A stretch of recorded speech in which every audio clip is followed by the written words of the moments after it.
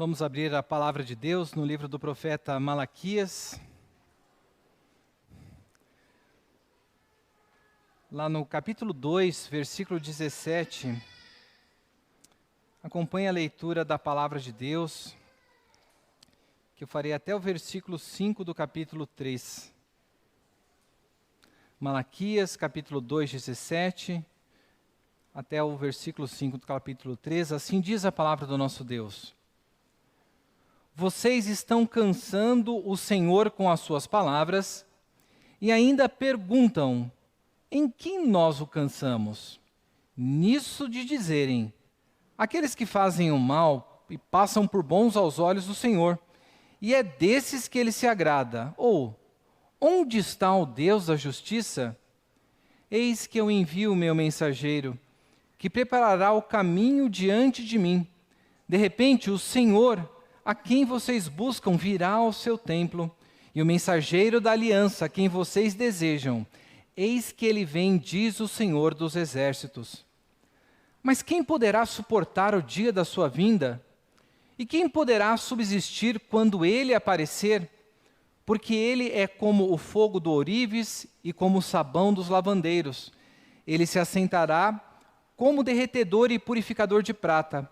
Purificará os filhos de Levi e os refinará como o ouro e como a prata. E eles trarão ao Senhor as ofertas justas. Então a oferta de Judá e de Jerusalém será agradável ao Senhor, como nos dias da antiguidade e como nos primeiros anos. Virei até vocês para juízo. Terei pressa em testemunhar contra os feiticeiros, contra os adúlteros, contra os que juram falsamente, contra os que oprimem os trabalhadores, as viúvas e os órfãos, torcem o direito dos estrangeiros e não me temem, diz o Senhor dos exércitos. Até aqui a leitura da palavra de Deus.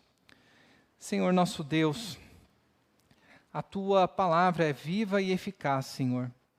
E nesse momento nós te pedimos que o Senhor venha abrir os olhos do nosso coração, para que possamos contemplar aquilo que o Senhor tem para nós. É no nome do teu Filho Jesus Cristo que nós clamamos a ti. Amém, Senhor. Você alguma vez já questionou a justiça de Deus? Olha para o mundo ao seu redor. Como que você responde diante de tanta injustiça, de tanto erro que há no nosso mundo? Quando nós olhamos para a vida de algumas pessoas, nós vemos que as pessoas elas reagem de maneiras diferentes, mas na maioria das vezes a atitude comum do ser humano é de colocar Deus no banco dos réus.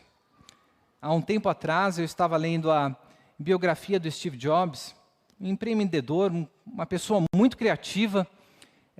Todos nós desfrutamos dos produtos que ele desenvolveu, mas lendo ali no período da sua infância, achei interessante que quando ele tinha por volta dos 13 anos de idade, ele era filho de pais luteranos. Na própria biografia que o Walter Isaacson apresenta dele, fala que não eram pais muito fervorosos, mas tinham uma preocupação de dar uma educação com alguns princípios morais para o seu filho, e por isso eles levaram o Steve Jobs para a igreja. Em uma aula de escola dominical, ele fez a seguinte pergunta para o pastor que estava dando a aula, né?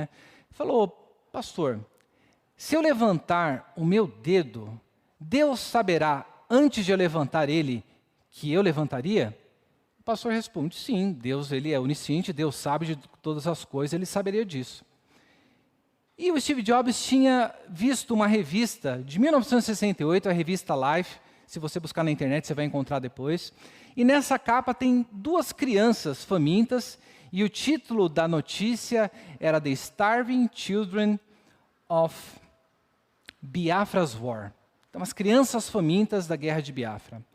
Ele fala, então se Deus sabe de todas as coisas, ele conhece quem são essas crianças e sabe o que acontecerá com elas. É isso mesmo? O pastor falou, é isso daí mesmo. Na biografia é dito ali que foi a partir daquele momento que o Steve Jobs disse que eu não quero ter relação nenhuma e adoração nenhuma com Deus, que sabe dessas coisas e não faz nada. A atitude dele, a partir de então, foi de se afastar completamente de qualquer coisa relacionada com o cristianismo e viveu a sua vida, realizou coisas criativas, mas ele é uma das pessoas que eu gostaria de encontrar no novo céu e na nova terra, mas se a atitude dele até o final da sua vida foi essa, a atitude dele diante da realidade, daquela guerra, daquela percepção, e de Deus estar no mundo, foi: eu não quero saber de nada com esse Deus. Tem um outro escritor judeu famoso, Harold Kushner, depois da morte do filho dele, ele escreveu um livro, Por que Coisas Boas Acontecem a Pessoas Ruins? Coisas ruins acontecem a pessoas boas. E a conclusão geral deste livro que ele coloca é que, olha, essas coisas ruins acontecem com pessoas boas, porque no final das contas, Deus ele não tem como fazer nada.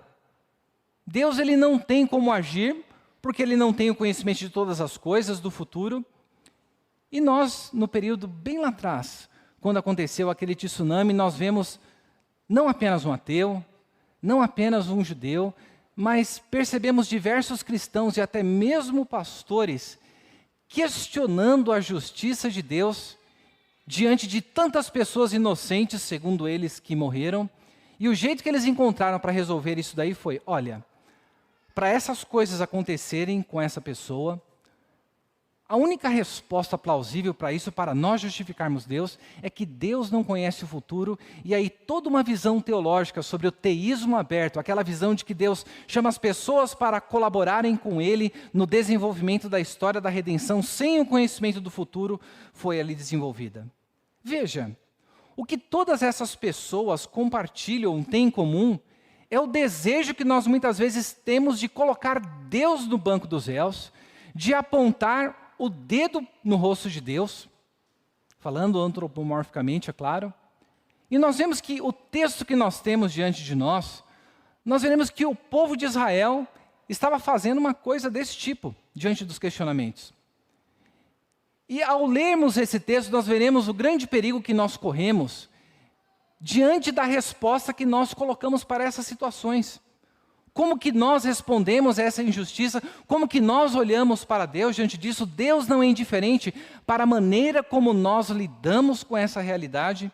E é por isso que nessa noite eu quero refletir com os irmãos aqui na palavra de Deus sobre a resposta que Deus dá a essa acusação.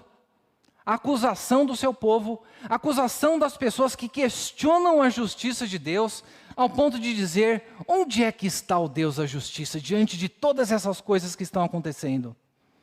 Então nós veremos aqui que Deus, Ele manifestará a sua justiça, é o que eu quero refletir com os irmãos aqui. E nós veremos isso em 3 momentos desse texto da palavra de Deus.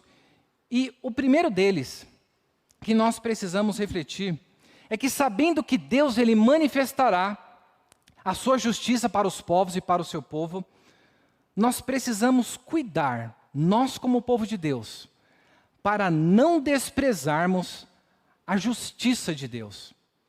Veja como que o texto no versículo 27 nos diz. O profeta Malaquias fala: vocês estão cansando o Senhor com as suas palavras e ainda perguntam: em que nós o cansamos? Nisso de dizerem, aqueles que fazem o mal passam por bons aos olhos do Senhor, é desses que Ele se agrada, ou onde está o Deus da justiça? Olha só que palavras pesadas Malaquias dirige para o povo de Deus. Se nós nos lembrarmos dos capítulos anteriores, nós vemos que aquele povo já havia passado 100 anos do retorno do cativeiro babilônico, e eles estavam questionando a Deus a respeito da manifestação do amor de Deus. E Deus trouxe uma resposta amorosa para o povo. Eles estavam questionando a Deus no que eles estavam desonrando a Deus no seu culto, no seu serviço. E nós vemos ali que a maneira como eles estavam oferecendo culto, os sacrifícios, as ofertas a Deus, era de uma maneira desrespeitosa, sem consideração nenhuma por Deus. E nós vemos que na vida pessoal dos relacionamentos, eles estavam vivendo uma vida de infidelidade para com o Senhor. Mas qual que era a percepção que o povo tinha de si? O povo havia retornado, e o povo olhava para as nações ao redor e via que aquelas nações estavam prosperando, segundo o entendimento deles, e o que eles estavam dizendo no coração deles é que, olha, Deus gosta é de quem faz as coisas erradas. Mas antes de entrarmos na percepção equivocada que o povo tinha da justiça de Deus, nós precisamos atentar sobre o que está sendo dito que o profeta está colocando. Ele está dizendo, vocês estão cansando o Senhor com as suas palavras. O povo estava adorando, o povo estava indo à igreja, o povo estava dando as suas ofertas, mas o que Deus estava dizendo para eles é, eu estou cansado de vocês. Veja, nós participamos de um culto na parte da manhã, maravilhoso, com hinos belos. Nós acabamos de cantar louvores a Deus, ouvirmos a sua palavra. Mas você já pensou que a maneira como nós cultuamos, muitas vezes, ainda que externamente ela aparente beleza, ela aparente ordem, ela pode estar cansando ao Senhor? Já pensou? Nós saímos de casa, nos dedicarmos aqui para buscarmos a presença de Deus e no final das contas Deus chegar para nós e dizer, vocês estão me cansando com as suas palavras. Veja, será que Deus ele está aqui impedindo o seu povo de lamentar diante das dificuldades que nós percebemos no mundo? De forma nenhuma. Se nós nos voltarmos para os Salmos, depois na sua casa, se você ler o Salmo 10, você notará que ele começa assim, por que, Senhor, te conservas longe? Por que te escondes na hora da angústia? No Salmo 13, nós vemos o salmista dizendo, até quando, Senhor, te esquecerás de mim? Será para sempre? Até quando esconderás o teu rosto de mim? E nas palavras que foram repetidas por Jesus no Salmo 22, nós vemos ali o salmista dizendo, Deus meu, por que me desamparaste? Por que se acha longe da minha salvação as palavras do meu gemido? Não, meus irmãos, a palavra de Deus ela não está nos impedindo de nós lamentarmos diante das injustiças, diante das dificuldades que nós muitas vezes sofremos no nosso viver, mas o grande problema não está nem mesmo nas palavras que nós pronunciamos, mas muitas vezes nas motivações do nosso coração. Veja, o povo está olhando para o redor. O povo não consegue perceber a injustiça própria deles. E ao invés de chegar e consertar a sua vida, o que eles fazem? Eles olham para as nações ao lado, e ao invés de olharem para a sua vida e consertar a sua vida com Deus, eles começam a dizer, para olhar para o mundo do jeito que está. Quer saber de uma coisa? Os que fazem mal e passam por bom aos olhos do Senhor, é desses que Ele agrada. Veja, Deus está dizendo que o povo estava cansando Ele, que tudo aquilo que eles estavam fazendo estava sendo um enfado para Deus, porque no final das contas, a palavra dessas pessoas estava dizendo o seguinte, olha, diante da maldade que nós vemos no mundo, Deus, Ele é um Deus passivo diante das coisas que estão acontecendo. Olha para a prosperidade dos ímpios. Olha para a maneira como eles estão vivendo e nada de mal acontece com eles.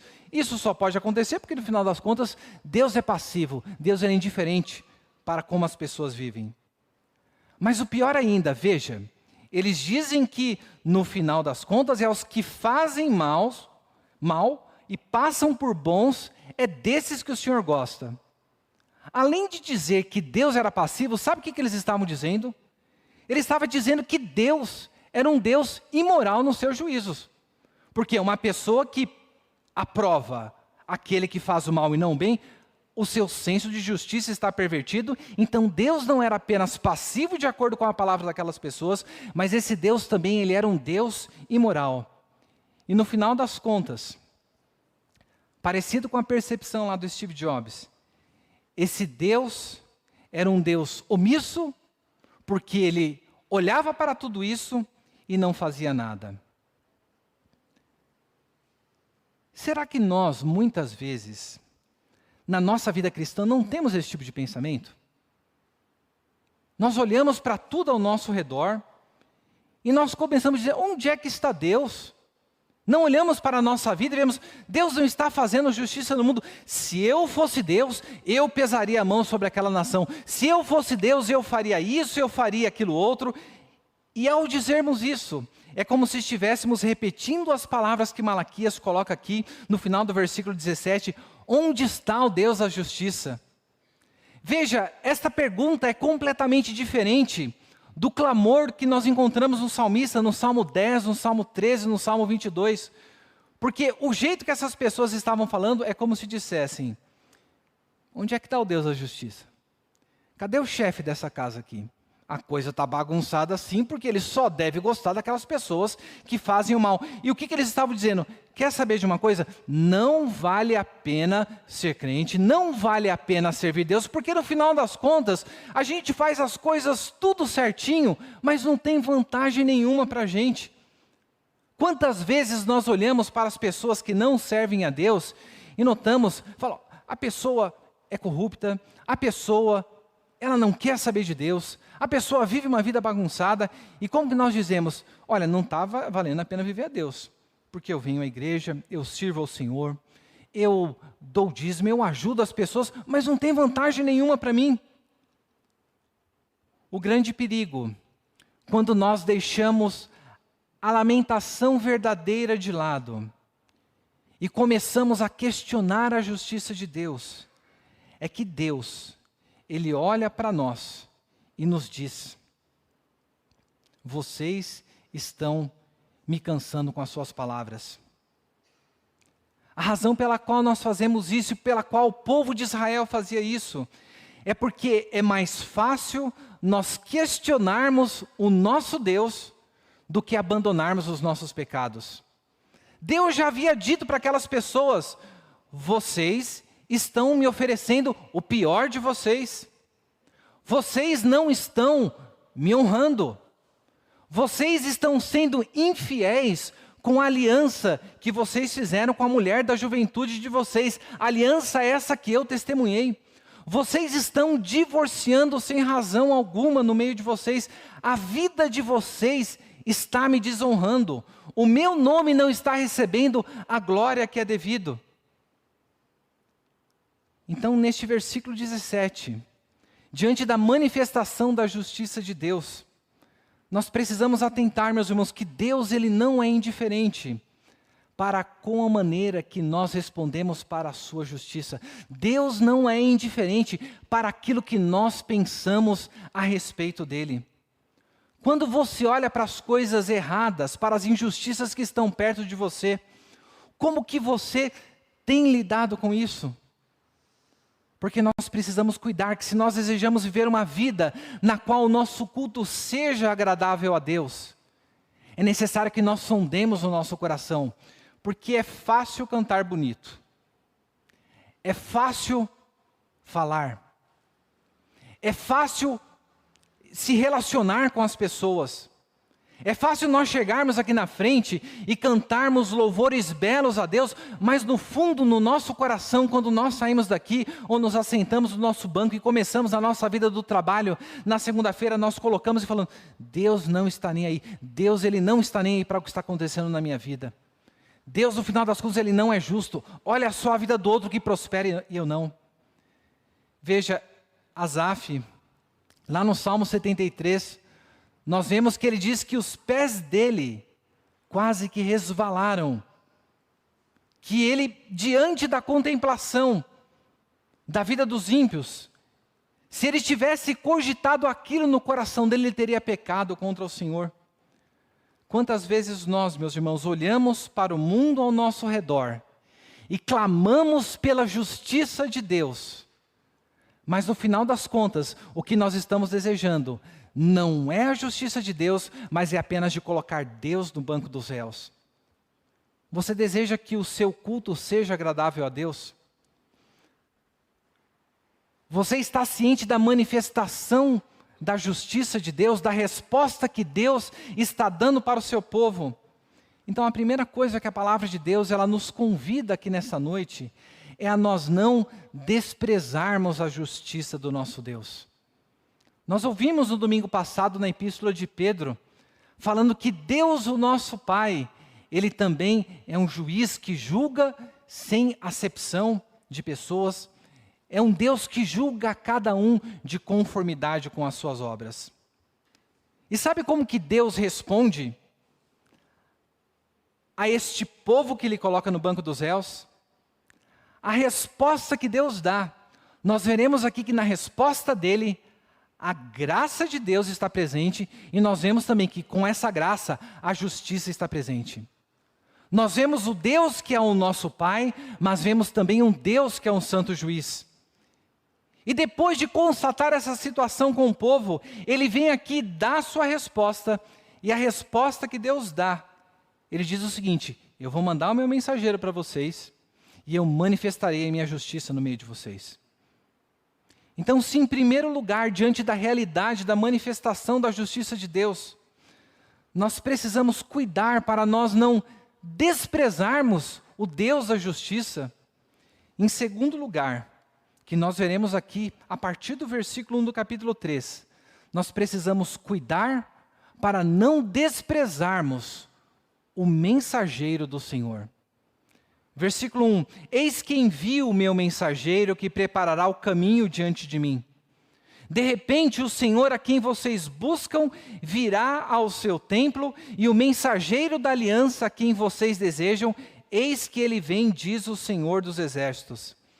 A resposta de Deus para a acusação do povo, a resposta de Deus para o povo que havia ali colocado no banco dos réus, é eu enviarei para vocês 2 mensageiros. E quando nós conhecemos a história da redenção e olhamos para o Novo Testamento, nós vemos que no início do versículo 1, Deus está se referindo à figura daquele que viria, que antecederia a chegada do nosso Senhor, preparando o caminho para o Senhor. Lá em Lucas, no capítulo 1, no cântico de Zacarias, nós vemos que ali Zacarias ele pronuncia as palavras: e você, menino, será chamado profeta do Altíssimo, porque precederá o Senhor, preparando-lhe os caminhos. Nós vemos em Mateus, no capítulo 11, quando as pessoas estavam, João Batista estava preso, ele estava para morrer, e ele manda alguns dos seus discípulos para perguntar para Jesus Cristo se Jesus Cristo era mesmo aquele que eles deviam esperar. E Jesus disse: olha, os coxos andam, os cegos vêm. E ali ele começa a falar com as pessoas: vocês quando vieram ver a João Batista, o que vocês vieram ver? E qual que é a palavra que Jesus Cristo, o testemunho, dá a respeito de João Batista? Jesus diz: este é aquele de quem está escrito: eis que eu envio adiante de ti o meu mensageiro, que preparará o caminho diante de você. A resposta de Deus para um povo que ele havia colocado no banco dos réus, veja, Deus ele dá aqui uma resposta graciosa, dizendo que eu enviarei para vocês. Eu enviarei para vocês uma resposta, e essa resposta que eu darei é de um mensageiro que preparará o caminho para o envio do meu Filho Jesus Cristo. Veja, no restante do versículo 1, ele nos diz aqui que de repente, o Senhor, a quem vocês buscam, virá ao seu templo, e o mensageiro da aliança a quem vocês desejam, eis que vem, diz o Senhor dos exércitos. Se no começo ele fala a respeito de João Batista, aqui ele fala de que a sua resposta para o questionamento da sua justiça é o envio do seu Filho Jesus Cristo. E ele diz a respeito de Jesus: Jesus, esse é o Senhor, aquele que vocês buscam, este virá ao seu templo. Este Jesus que é Deus, que é o Senhor, ele é o mensageiro da aliança, a quem vocês desejam, eis que ele vem, diz o Senhor dos exércitos. Veja, Deus ele poderia ter fulminado aquele povo. Aquele povo estava sendo cínico diante de Deus, questionando a justiça de Deus. Mas o que Deus faz? Na sua resposta graciosa, ele envia o seu mensageiro, aquele que prepararia o caminho para o Senhor, para a chegada do seu Filho Jesus Cristo, aquele que viria até o templo e que de repente chegaria ao seu povo. O livro de Malaquias é o último que nós encontramos aqui no Antigo Testamento. O cântico de Zacarias demorou pelo menos 400 anos para que essa profecia ela viesse a se cumprir. A resposta de Deus para o questionamento do povo veio há 400 anos depois com o envio de João Batista e do seu Filho Jesus Cristo. E nós precisamos parar e refletir qual que foi a atitude do povo para com João Batista. João Batista foi decepado. Qual que foi a resposta do povo para com Jesus Cristo? Eis que ele veio para os seus, mas os seus não o receberam. Nós vemos que aquelas pessoas amaram mais as trevas que a luz. Diante da manifestação da justiça de Deus, nós vemos que eles desprezaram o mensageiro do Senhor. E nós precisamos refletir aqui hoje, diante da manifestação do nosso Deus. Se nós vimos em primeiro lugar que nós precisamos cuidar para não desprezarmos o Deus de toda justiça, em segundo lugar, nós precisamos atentar para não desprezarmos o mensageiro do nosso Deus. Veja, nós não temos hoje um João Batista. O que nós temos é Jesus Cristo. Como que você tem respondido ao mensageiro que Deus enviou para manifestar a sua justiça para o seu povo? Como que você tem reagido à mensagem graciosa que Deus tem nos dado e manifestado a sua justiça a nós? Veja, na sua primeira vinda, Jesus Cristo, Ele mesmo disse que Ele não veio para julgar. E aqui nesse versículo nós vemos um aspecto tanto presente quanto futuro da vinda do Senhor. E aqui Ele está se referindo à primeira vinda do nosso Senhor Jesus Cristo, onde Ele diz: se alguém ouvir as minhas palavras e não as guardar, Jesus Cristo dizendo, eu não o julgo, porque eu não vim para julgar o mundo, e sim para salvá-lo. Quem me rejeita e não recebe as minhas palavras, já tem quem o julga. E sabe quem o julga que a palavra de Deus está dizendo?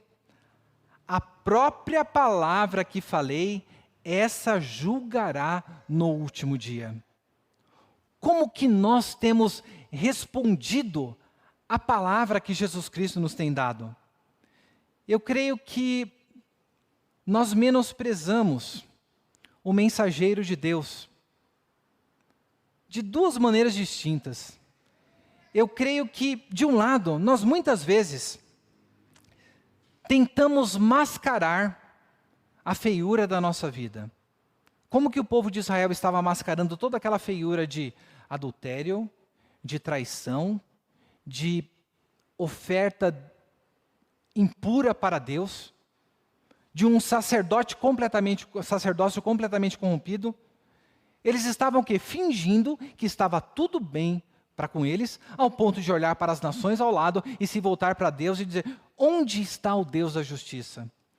Eu creio que nós muitas vezes menosprezamos o mensageiro de Deus, quando nós desconsideramos o fato de que eu e você, hoje nós podemos entrar com intrepidez na presença do Senhor por conta da justiça de Cristo aplicada sobre o nosso viver.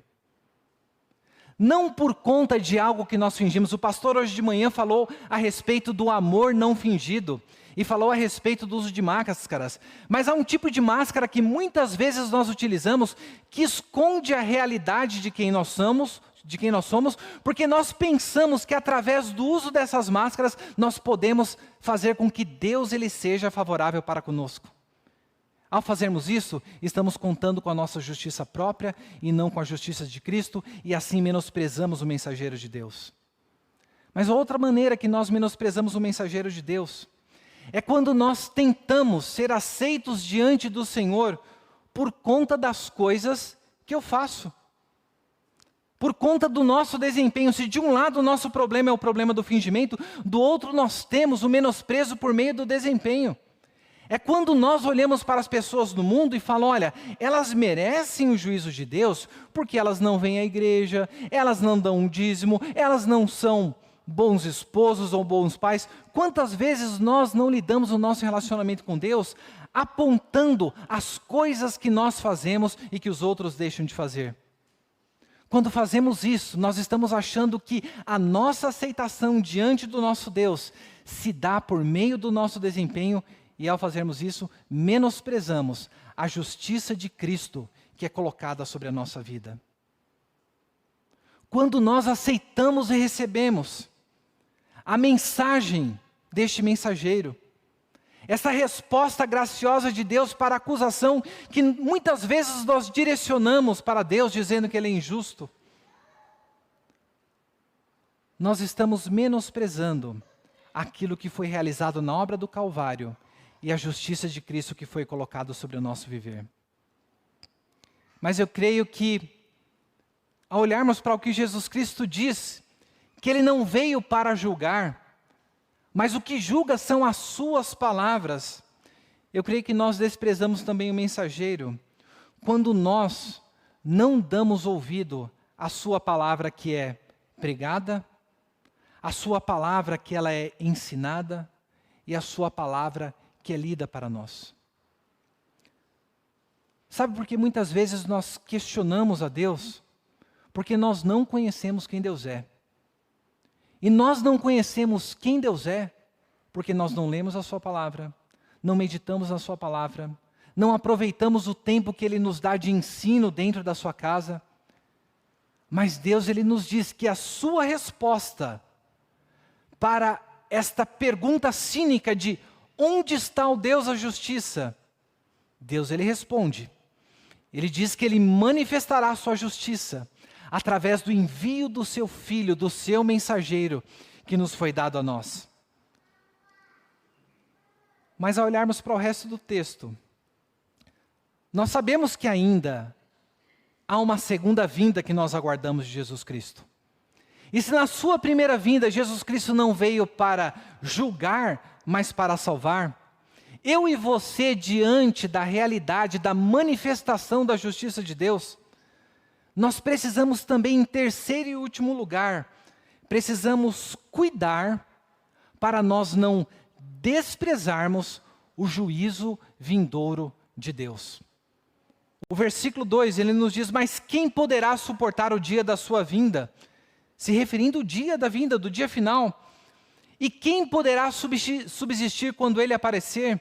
Porque ele é como o fogo do ourives e como o sabão dos lavandeiros. Ele se assentará como derretedor e purificador de prata, purificará os filhos de Levi e os refinará como o ouro e como a prata, e eles trarão ao Senhor ofertas justas. Então as ofertas de Judá e Jerusalém será agradável ao Senhor como nos dias da antiguidade, como nos dias primeiros. Veja, a partir aqui do versículo 2, o nosso Deus fala a respeito do grande dia do Senhor. E ontem nós estávamos no culto de jubilação do reverendo Wilson, um momento muito emocionante, e o pastor que trouxe a mensagem, ele disse que uma das coisas que uma pessoa que está no momento de jubilação, que ela pensa, uma das palavras é, além de Ebenezer, até aqui o Senhor nos ajudou, é Maranata, ora vem Senhor Jesus. Mas não é apenas para aquele que está na sua jubilação, mas esse deveria ser o desejo de todo cristão. Ora vem, Senhor Jesus. Mas será que nós temos consciência quando nós desejamos que o dia do Senhor, Ele se manifeste? Será que nós temos plena consciência daquilo que nós estamos clamando? Porque eu creio que quando nós olhamos para a palavra de Deus, o povo de Israel não fazia ideia do que eles estavam pedindo para Deus. Porque eles estavam dizendo, Deus, onde é que está a sua justiça? A resposta de Deus é, eu vou manifestar minha justiça e a minha justiça vai começar dentro da minha casa. Meus irmãos, quando nós paramos para refletir a respeito do dia do Senhor, esse é o desejo que todo crente deveria ter, mas nós precisamos cuidar para nós não desprezarmos o dia do juízo, porque o que a palavra de Deus fala a respeito do dia do Senhor, ela fala que será um dia terrível, um dia de grande temor, um dia na qual os homens quererão se livrar da sua própria vida. Se pudessem, eles mesmos morreriam. Quando nós lemos lá no livro do Apocalipse, sobre as trombetas, sempre me espanta naquele relato o que é dito a respeito da manifestação do juízo de Deus. Lá nós encontramos que terça parte da vegetação destruída, terça parte da vida marinha destruída, terça parte da vida no planeta como sendo destruído. Nós vemos a manifestação progressiva do juízo de Deus. E agora pare, nós passamos por um tempo de pandemia. Diversas pessoas perderam a sua vida. Mas quando nós olhamos para isso que aconteceu, e voltamos os nossos olhos para aquilo que Apocalipse diz do dia do Senhor, esse dia será um dia terrível, um dia tremendo, um dia no qual Deus manifestará plenamente a sua justiça. E nós veremos que Jesus Cristo que retornará, Ele não retornará mais para salvar, mas Ele retornará para julgar. E é por isso que a palavra de Deus nos diz aqui, quem poderá suportar o dia da sua vinda? Quem poderá subsistir quando Ele aparecer? E aí duas figuras são utilizadas para dizer como que Jesus Cristo virá e como que manifestará o seu juízo. Ele fala que virá como o fogo do ourives e a potassa dos lavandeiros, ou o sabão dos lavandeiros. Jesus Cristo, Ele retornará com fogo purificador. Veja que, para quem que é destinado essa purificação que está colocado aqui, na mensagem para o povo de Israel daquele tempo? E purificará os filhos de Levi e os refinará como ouro e como a prata, e é dito que disso daí resultará em ofertas que serão aceitáveis ao Senhor. Deus diz, eu manifestarei o meu juízo e eu começarei pela minha casa. Agora, o que isso tem a ver conosco? Se nós não devemos e devemos cuidar para não desprezar o dia do juízo vindouro, nós precisamos saber que todas as pessoas, crentes e descrentes, passarão por esse juízo. Nós vimos no domingo passado que Deus, Ele não é indiferente para com a maneira que nós vivemos a nossa vida. E veja, a figura que é colocada do ourives, com o seu fogo, ali sobre o ouro e a prata, levando aquele metal a se fundir e as impurezas virem para cima, a fim de que o metal fosse purificado. Essa é a imagem que é colocada da purificação que será trazida sobre o povo de Deus. Você deve se lembrar lá de Coríntios, no capítulo 3, na primeira epístola, que as seguintes palavras estão escritas: a obra de cada um se tornará manifesta, pois o dia a demonstrará. Olha só o que revelará as nossas obras. Porque será revelada pelo fogo, e o fogo provará qual é a obra de cada um. No contexto que nós vemos ali, do capítulo 3 da primeira epístola de Coríntios, ali é apresentado que nós, na obra do Senhor, podemos construir, trabalhar nessa obra oferecendo e colocando coisas preciosas, como ouro, prata e pedras preciosas, e quando o fogo do Senhor passar por elas, estas obras que foram feitas, firmadas no Senhor, com a motivação correta, elas serão aprovadas e permanecerão, mas nós podemos também passar pelo fogo do Senhor, tendo construído com madeira, feno e palha. O que essas coisas elas têm em comum entre si? Todas elas, diferente do ouro, da prata e de pedras preciosas, elas entram em combustão muito fácil. E o nível de combustão, de comburência delas é maior ainda. Coloca um tronco de madeira para queimar e coloca palha para queimar. E a representação dessa madeira, feno e palha, diz respeito com as coisas com as quais nós estamos elaborando, trabalhando na obra do Senhor. Como que estes sacerdotes eles estavam trabalhando? Eles estavam fazendo vista grossa para com a oferta impura que o povo estava fazendo. Esses sacerdotes, eles estavam corrompendo os seus relacionamentos e vindo diante da presença do Senhor oferecer os sacrifícios. E eles tinham ainda coragem de perguntar ao povo: por que Deus não está respondendo a nossa oração? Por que Deus ele não atende a gente? Por que Deus não recebe as nossas ofertas? Mas a palavra de Deus nos diz que o mensageiro do Senhor, ele virá e virá com um fogo purificador, para purificar o seu povo, a fim de que o seu povo possa lhe oferecer aquilo que lhe é agradável. Mas nós sabemos que isso não se manifestará apenas no último dia. Hoje nós já provamos o juízo do Senhor sobre nossa vida. O Deus que nos ama, o nosso Pai, nós lemos lá em Hebreus, o que um pai faz com o seu filho? O pai corrige o seu filho. E por que Deus ele nos corrige? Para que nós nos tornemos participantes da sua santidade. Meus irmãos, Deus ele nos chama a vivermos uma vida plena. E para que nós possamos viver essa vida plena, é necessário que nós não desprezemos o juízo do nosso Deus. Porque nenhum de nós escapará ao fogo do Senhor, e este fogo aqui não é o fogo do juízo final, mas é o fogo que tem por objetivo purificar o povo de Deus, para que este povo lhe ofereça sacrifícios de louvor agradáveis. Veja, nós não temos mais sacerdotes e não retornaremos a ter o sacerdócio do Antigo Testamento. Em Romanos 12 nós vemos que o sacrifício que nós oferecemos ao Senhor são sacrifícios das nossas ofertas de louvor, o nosso culto racional que nós apresentamos ao Senhor.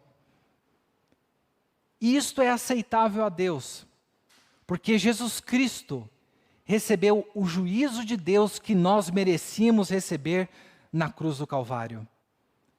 Mas a palavra de Deus nos diz, não sossegue, porque o juízo de Deus está presente e no dia final provará as obras de cada um. Como que você deseja entrar no céu? Eu não desejo entrar como uma pessoa que será salva como que pela chama.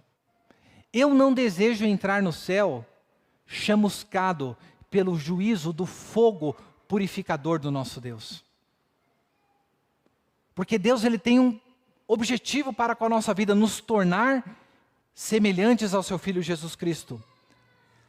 Nós somos advertidos a sermos santos, porque o Deus a quem nós servimos é um Deus santo. Mas veja, o juízo de Deus, ele se manifestará como um fogo purificador para o seu povo, mas ele se manifestará também como um fogo consumidor daqueles que não temem ao Senhor. O versículo 5 diz o seguinte: virei até vocês para juízo, terei pressa em testemunhar contra os feiticeiros, contra os adúlteros, contra os que juram falsamente, contra os que oprimem os trabalhadores, as viúvas, os órfãos, torcem o direito dos estrangeiros e me temem, e não me temem, diz o Senhor dos Exércitos. Sabe qual que é o pior jeito de uma pessoa ir para o inferno? Eu creio que o pior jeito de uma pessoa ir para o inferno é sentada no banco de uma igreja. Já pensou? Você passar a sua vida vindo à igreja e no final das contas ouvir do Senhor: apartai-vos de mim, maldito, porque eu não te conheço. Mas Deus está dizendo que Ele virá até vocês, até nós, e terei pressa para testemunhar contra toda essa classe de pessoas. Veja, hoje de manhã nós fomos instruídos, nós fomos exortados a amarmos os nossos irmãos ardentemente, a convivermos com um amor fraternal, tendo em vista que nós somos purificados pela obediência à verdade. Qual que é o contrário de amor? Eu amo uma pessoa, o pastor mesmo hoje apresentou a definição e falou que ele comenta várias vezes aqui, onde o amor não é um sentimento, mas um amor é o quê? É uma atitude, é aquilo que nós fazemos sacrificialmente pelo nosso próximo, sem esperar obter nada em troca. Qual que é o contrário do amor? O contrário do amor é manipulação. Quando eu amo uma pessoa, eu trabalho, eu a sirvo de maneira sacrificial. Mas quando eu não amo essa pessoa, o que eu faço? Eu busco manipulá-la e eu busco usá-la para os meus próprios objetivos. Olha só o que essas pessoas estavam fazendo. Deus diz que virá de maneira apressada para manifestar o seu juízo contra quem? Os feiticeiros. O que eram os feiticeiros? Eram pessoas que buscavam manipular uma divindade para obter alguma coisa em troca. Não é o que as pessoas hoje em dia fazem? Que vivem nos diversos cultos, onde a pessoa vai e oferece uma oferta, um sacrifício para algum demônio, para algum ser, buscando obter alguma coisa de volta? Agora veja, é fácil nós olharmos para essas pessoas e acusarmos, mas quantas vezes nós não brincamos de feiticeiros dentro da igreja? Quantas vezes nós, equivocadamente, pensamos que podemos manipular a Deus para obter alguma coisa em troca? Olha, Deus, eu estou dando o dízimo direitinho aqui. Olha, Deus, eu faço isso, isso, isso. O Senhor tem que me fazer. Está escrito que eu tenho que fazer prova de ti. Agimos como feiticeiros dentro da igreja. O Senhor diz: virei até vocês, terei pressa em testemunhar contra os feiticeiros, contra os adúlteros. No adultério, e tudo isso está envolvido, divórcio, todo uso ilícito do sexo fora do casamento. No que consiste o adultério? Consiste no homem ou na mulher se utilizar de uma outra pessoa, manipular uma outra pessoa para satisfazer o seu próprio prazer. A palavra de Deus diz: maridos, amem suas esposas como Cristo amou a igreja. E o amor que é colocado ali é o quê? É um amor sacrificial pelas nossas esposas. Mas quando eu me volto para uma mulher, unicamente para obter dela o prazer que tenho da relação sexual, o que eu estou fazendo? Eu não estou amando, mas eu estou manipulando. Manipulando tanto quem eu quero obter prazer, quanto a minha esposa que não está sabendo de nada. Deus manifestará a sua justiça. Não apenas contra os adúlteros, contra os que juram falsamente, contra os mentirosos. O que um mentiroso faz? Ele conta uma mentira para você para te manipular, para te usar, para fazer com que você acredite em alguma coisa que ele está querendo utilizar para o seu próprio benefício. Quantas vezes nós não mentimos para manipular as pessoas e nós não percebemos que estamos fazendo isso sentados dentro do banco da igreja? E veja que Deus, ele não é indiferente até mesmo para com a maneira que nós lidamos com aquelas pessoas que dependem do sustento diário para a sua vida. E ele fala: virei com pressa aos que oprimem os trabalhadores, as viúvas, órfãos e torcem o direito dos estrangeiros. Nós poderíamos parar aqui e verificar diversas maneiras nas quais nós manipulamos as pessoas, tentamos manipular a Deus, quando nós deveríamos manifestar um amor fraternal. Sabe do que isso é o fruto? Quando a gente tenta manipular Deus. Quando nós tentamos manipular as outras pessoas para obtermos prazer. Quando nós manipulamos as pessoas para o nosso benefício e deixamos de dar a ela o sustento que lhe é devido. Quando nós mentimos para os outros porque queremos manipular para colocarmos dentro de uma história mentirosa que nós estamos querendo colocar para a nossa vantagem, isso tudo é o fruto, a palavra de Deus está dizendo que é o fruto de uma pessoa que não teme a Deus. E olha o nome que Deus, e este nome aparece repetidas vezes no livro de Malaquias. Quem diz essas coisas? É o Senhor de amor? É o Senhor de toda tranquilidade? E não me temem, diz o Senhor dos exércitos. Nós não devemos, e nós devemos cuidar. Se nós não desejamos experimentar o fogo consumidor de Deus, não despreze o dia do juízo do Senhor. Não despreze o mensageiro do Senhor. Não despreze a justiça de Deus.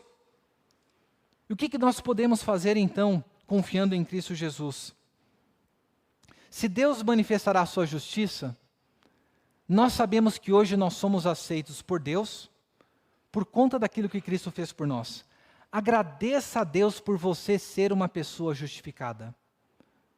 Pare de viver pautado pelo fingimento, pare de viver pautado pelo desempenho e viva uma vida de uma pessoa que foi justificada pela fé no Cordeiro de Deus. Se na sua resposta Deus nos enviou o seu mensageiro, não despreze os mensageiros de Deus.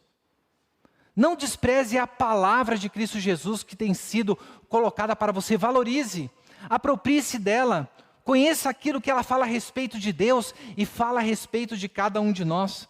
Não despreze o mensageiro de Deus. Sabendo que o dia do juízo vem, que o nosso Senhor Jesus que veio para manifestar a sua graça, veio para salvar e que um dia voltará para julgar, peça para que Deus te lembre a todo momento do dia do Senhor.